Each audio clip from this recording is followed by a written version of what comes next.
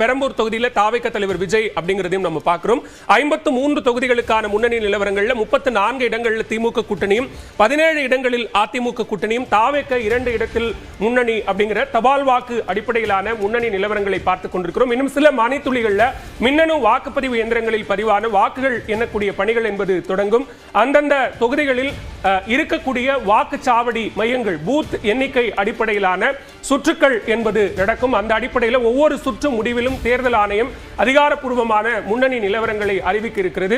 உடனுக்குடன் துல்லியமான முடிவுகளை நியூஸ் 18 தமிழ்நாடு தொடர்ந்து வழங்கிக் கொண்டிருக்கிறது. அந்த வகையில் தாவேக சார்பில் போட்டியிட்ட எழும்பூர் தொகுதியில் போட்டியிட்ட ராஜ்மோகன் தற்போது பின்னடைவை சந்தித்திருக்கிறார் அப்படிங்கிற அந்த தபால் வாக்கு அடிப்படையிலான முன்னணி நிலவரங்களையும் பார்த்துக் கொண்டிருக்கிறோம். 56 தொகுதிகளுக்கான முன்னணி நிலவரங்கள் கிடைக்கப்பெற்றிருக்கக்கூடிய நிலையில தற்போது திமுக கூட்டணி 37 இடங்களில் முன்னிலையில் இருக்கிறது. 1 தாவேகாவுக்கான எண்ணிக்கை கூடியிருக்கிறது. 56 தொகுதிகளில் 37 இடங்களில் திமுக கூட்டணியும் 16 அதிமுக கூட்டணியும் 3 இடங்களில் தாவேக முன்னிலை அப்படிங்கிற ஒரு நம்பரை நம்ம பார்க்குறோம். மனுசுந்தரம் எப்படி பார்க்குறீங்க?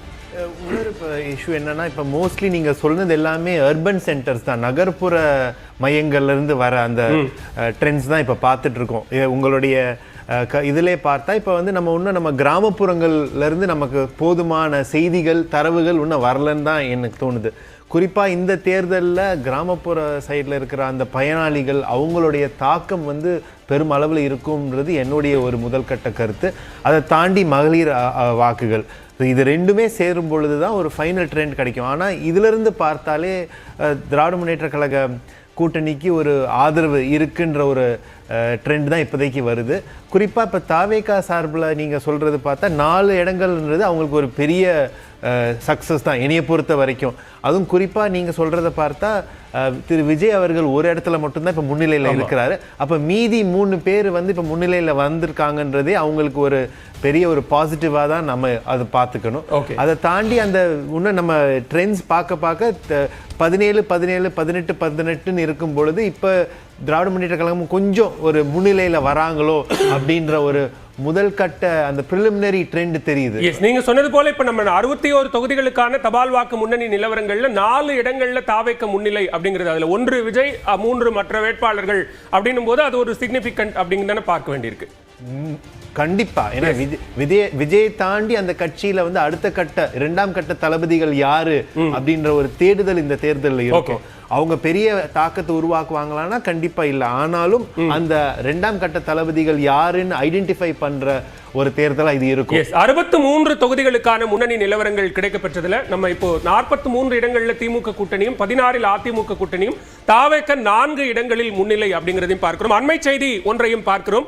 சென்னையில 3 தொகுதிகளில் தாவேக முன்னிலை. சென்னை பெரம்பூர், ராயபுரம், வேளச்சேரி ஆகிய 3 தொகுதிகளில் தபால் வாக்கு அடிப்படையில் தற்போது தாவேக முன்னிலை வகிக்கிறது அப்படிங்கிறத நம்ம பார்க்கிறோம்.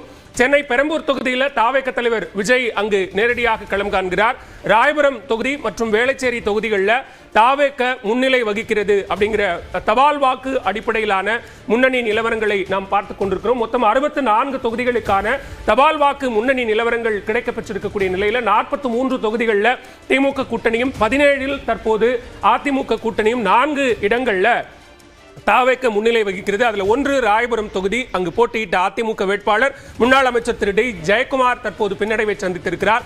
அங்கு தாவேக வேட்பாளர் முன்னிலையில் இருக்கிறார். அதே போன்று பாஜகவினுடைய முன்னாள் மாநில தலைவர் திருமதி தமிழிசை சவுந்தரராஜன் தான் களம் கண்ட மயிலாப்பூர் சட்டமன்ற தொகுதியில் பின்னடைவை சந்தித்திருக்கிறார் அப்படிங்கிறதையும் நம்ம பார்க்கிறோம். அதே போன்று தாவேகவினுடைய ஆதவ் அர்ஜுனா தான் போட்டியிட்ட வில்லிவாக்கம் தொகுதியில் பின்னடைவை சந்தித்திருக்கிறார் அப்படிங்கிறதையும் பார்க்கிறோம். 64 தொகுதிகளுக்கான தபால் வாக்கு அடிப்படையிலான முன்னணி நிலவரங்கள் கிடைக்கப்பெற்றிருக்கிறது. தியாகராய நகர் தொகுதியில் போட்டியிட்ட தாவேகவினுடைய திரு ஆனந்த் தற்போது பின்னடைவை சந்தித்திருக்கிறார் அப்படிங்கிற நம்பர்ஸை நம்ம பார்க்கிறோம். சென்னையை பொறுத்த வரைக்கும் தற்போது 3 தொகுதிகளில் தாவேக முன்னிலை வகிக்கிறது. மொத்தம் 65 தொகுதிகளுக்கான தபால் வாக்கு முன்னணி நிலவரங்கள் கிடைக்கப்பெற்றிருக்கிறது. அதுல 44 தொகுதிகளில் திமுக கூட்டணியும் 17 அதிமுக கூட்டணியும் 4 தாவேகவும் முன்னிலை வகிக்கிறது அப்படிங்கிற ஒரு நம்பரை பார்க்கிறோம். திரு சூர்யா, 2 மாறல, நீங்க 4 மாறி இருக்கு, எப்படி பாக்குறீங்க? அதாவது கடந்த தேர்தலில் இதே போஸ்டல் பேலட் கணக்கு என்னன்னா திமுக 205 தொகுதிகளில் முன்னிலை, அதிமுக கூட்டணி வெறும் 29 தொகுதிகள் தான். அப்போ அந்த ட்ரெண்டே கடந்த தேர்தலில் கண்டினியூ ஆகியிருக்கக்கூடிய பட்சத்தில் திமுக கூட்டணி ஒரு 200 இடங்களையாச்சும் ஜெயிச்சிருக்கணும். ஆனால் உண்மையில் அவர்கள் ஜெயித்தது 167, அதிமுக கூட்டணி 75 இடங்களை வென்றது. அப்போது கடந்த தேர்தலில் வெறும் 29 தொகுதிகளில் தான் அதிமுக கூட்டணி தபால் வாக்குகள் அடிப்படையில் லீடிங்கில் இருந்தோம். இப்போ இன்றைக்கி இவ்வளோ க்ளோஸாக அதிகமாக வர்றதுக்கு காரணம் நம்ம சுவாமிநாதன் அவர்கள் சொன்ன மாதிரி அரசு ஊழியர்களுடைய அதிருப்தி, குறிப்பாக ஆசிரியர்கள், பகுதி நேர ஆசிரியர்கள் நிரந்தரமாக்கப்படுவதிலும், புது ஆசிரியர்கள் ரெக்ரூட் பண்ணாமல் இருக்கிறதுலையும், பென்ஷன் விஷயங்கள்லையும், மற்ற பல விஷயங்களில் அரசாங்க ஊழியர்கள் திமுக கூட்டணி மேலே கடந்த தேர்தலில் வைத்த அளவிற்கான அந்த ஆதரவு இல்லாமல் இருக்கின்றது அப்படின்றது தான் இந்த போஸ்டல். தமிழ்நாடு முழுக்கவும் 234 தொகுதிகளிலும் மிகச்சரியாக 8 மணிக்கு தபால் வாக்கு எண்ணும் பணி தொடங்கிய நிலையில் தற்போது அதிகாரப்பூர்வமாக மின்னணு வாக்குப்பதிவு எந்திரங்களில் பதிவான வாக்குகளை எண்ணக்கூடிய பணிகள் என்பது தொடங்கி இருக்கிறது. திமுக முன்னிலை வகிக்கக்கூடிய தொகுதிகளை நாம பார்க்கிறோம். கொளத்தூர், அண்ணாநகர், சைதாப்பேட்டை, தூத்துக்குடி, அணைக்கட்டு, தாராபுரம், கோவை தெற்கு ஆகிய தொகுதிகளில் தபால் வாக்கு அடிப்படையில் தற்போது திமுக முன்னிலை வகிக்கக்கூடிய தொகுதிகளாக இருந்து கொண்டிருக்கிறது.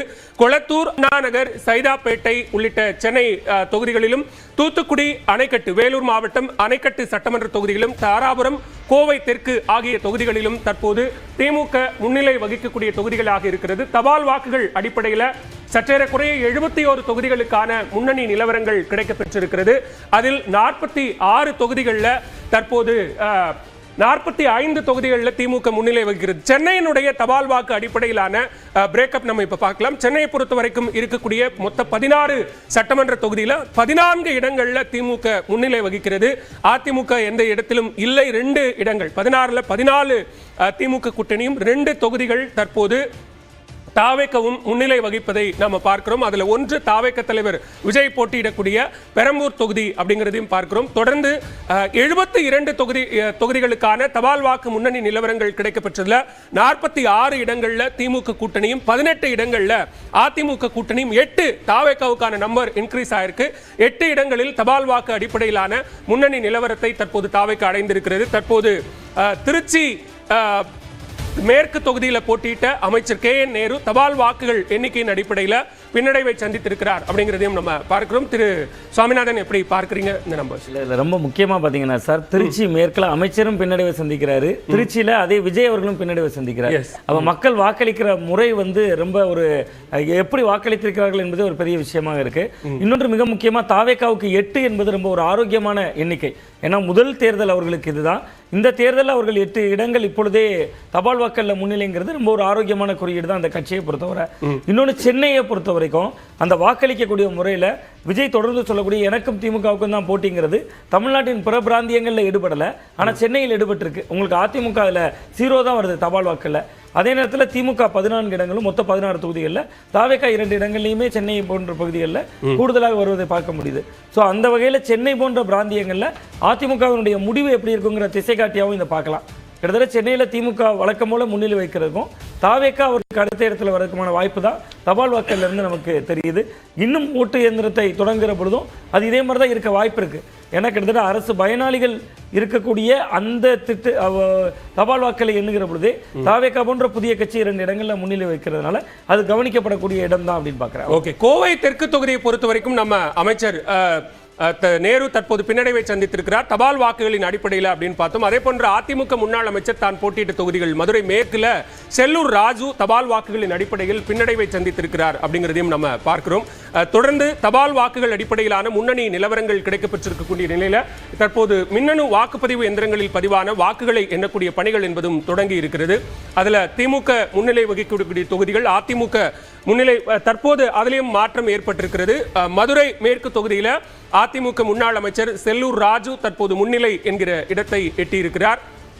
தமிழ்நாட்டில் தற்போது 76 தொகுதிகளுக்கான முன்னணி நிலவரங்கள் கிடைக்கப்பெற்றுக் கொண்டிருக்கின்றன. தபால் வாக்குகள் அடிப்படையில் 48 தொகுதிகளில் திமுக கூட்டணியும், 20 தொகுதிகளில் அதிமுக கூட்டணியும், 8 இடங்களில் தாவேக்க அப்படிங்கிற ஒரு நம்பரையும் நம்ம பார்த்துக்கிட்டு இருக்கோம். திரு மனுசுந்தரம், இந்த நம்பர்ஸ் எப்படி பார்க்குறீங்க?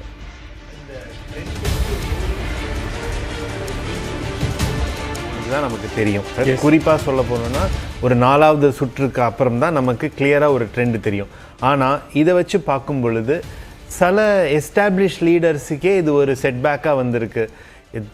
சென்னை திராவிட முன்னேற்ற கழகத்தின் கோட்டையாக இருந்திருக்குன்றது யாருக்கும் ஒரு புது செய்தியாக வராது. ஆனால் சென்னையில் அதிமுகவின் ஒரு பங்களிப்பு, அவங்களுடைய ஒரு தாக்கம் இல்லை என்றது ஒரு மாதிரியான ஒரு அதிர்ச்சி தான். இப்போ ஜென்ரலாக நம்ம எல்லாருமே பேசுனது தாவேக்காவுடைய தாக்கம் அர்பன் ஏரியாஸ் நகர்ப்புறங்களில் அதிகமாக இருக்குன்றது இதனால் கொஞ்சம் நிரூபணம் ஆகிறது. இதை தாண்டி அடுத்த கட்ட தளபதிகள் யாரு தாவேக்காவுக்கு? இப்போ 8 பேருனா, அதாவது திரு விஜய் தவிர மீதி 7 பேர் யார் அங்கே எமர்ஜ் ஆயிட்டு இருக்கான்றது ஒரு பெரிய கேள்வி.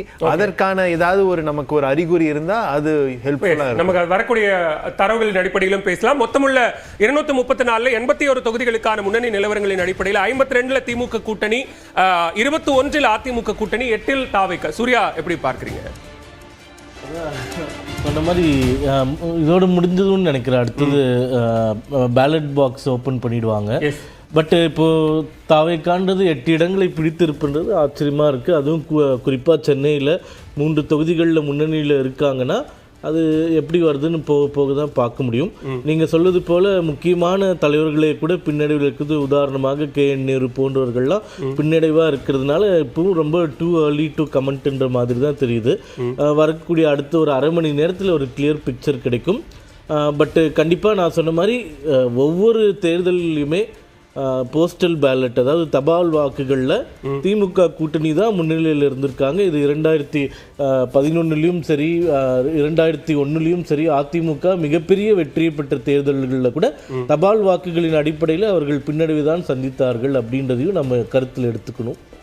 ஓகே, தற்போது மின்னணு வாக்குப்பதிவு எந்திரங்களில் பதிவான வாக்குகள் எண்ணக்கூடிய பணிகள் அதிகாரப்பூர்வமாக தொடங்கி இருக்கிறது. தமிழ்நாடு முழுவதும் 234 தொகுதிகளில் பதிவான வாக்குப்பதிவு இயந்திரங்களினுடைய எண்ணிக்கை, வாக்கு எண்ணிக்கை என்பது தொடங்கி இருக்கிறது. இது நேரம் வரைக்குமாக தபால் வாக்குகள் எண்ணப்பட்டு வந்த நிலையில தற்போது EVM மிஷின்ல பதிவான வாக்குகள் எண்ணக்கூடிய பணிகள் தொடங்கி இருக்கிறது. அதே நேரத்தில் தபால் வாக்கு எண்ணிக்கையினுடைய முடிவுகள் என்பது EVM கடைசி சுற்றுக்கு முந்தைய சுற்றில்தான் அறிவிக்கப்படும் என்ற ஒன்றும் இருக்கிறது. தற்போது 82 தொகுதிகளுக்கான முன்னணி நிலவரங்கள் கிடைக்கப்பெற்றுக் கொண்டிருக்கக்கூடிய நிலையில் 53 தொகுதிகளில் திமுக கூட்டணியும் 20 அதிமுக கூட்டணியும் 9 தொகுதிகளில் தாவேக்க முன்னிலை அப்படிங்கிறதையும் பார்க்கிறோம். திரு சாமிநாதன், இப்ப EVMக்கு அப்புறம் தான் நமக்கு ஒரு ரியல் நம்பர்ஸ் கிடைக்கும் அப்படின்னு மனுசுந்தரமும் சொல்றாரு. அந்த அடிப்படையில் விருகம்பாக்கத்தில் திமுக வேட்பாளர் பிரபாகர் ராஜா முன்னிலை வகிக்கிறார் அப்படிங்கிறதையும் நம்ம பார்க்கிறோம்.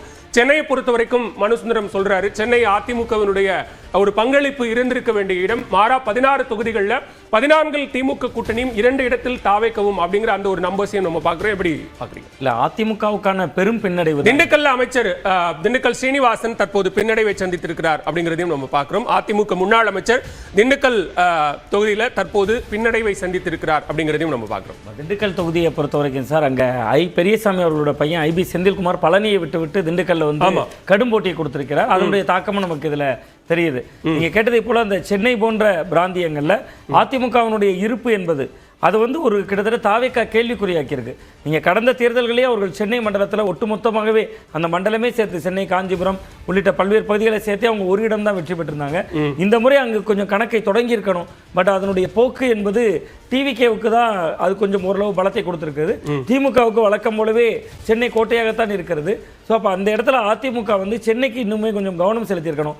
ரொம்ப முக்கியமாக ராயபுரத்தில் ஜெயக்குமார் போன்றவர்கள் ரொம்ப ஆக்டிவாக செயல்பட்டு இருந்தாங்க. அவங்களே தபால் வாக்குகளில் பின்னடைவு அப்படிங்கிறத பார்க்க முடியுது. ஸோ அதிமுக கவனம் செலுத்த வேண்டிய இடமாக சென்னை இருக்கு. தற்போதைய செய்தியாகவும் நம்ம பார்க்கிறோம். தியாகராய நகர் தொகுதியில் போட்டியிட்ட தாவேக்கவினுடைய ஆனந்த் 469 வாக்குகள் பெற்று முன்னிலையில் இருக்கிறார். சற்று நேரத்துக்கு முன்னாடி ஒரு பின்னடைவுங்கிற செய்தியை பார்த்தோம். ஆனால் தியாகராய நகர் தொகுதியை பொறுத்த வரைக்கும் தற்போது அவர் முன்னிலை வகிக்கிறார். 469 வாக்குகளில் முன்னிலை அப்படிங்கிறதையும் நம்ம பார்க்கிறோம். ஆமா, நிச்சயமா அதான் சார். இது கிட்டத்தட்ட தாவேக்கா அந்த இடத்தை எடுத்துக்கிறாங்க. நீங்க கடந்த முறையே பாத்தீங்கன்னா டி நகர்ல எல்லாம் கிட்டத்தட்ட அண்ணா திராவிட முன்னேற்ற கழகம் வெறும் 1000 ஓட்டுக்கு கீழே தோல்வியடைந்த பகுதி.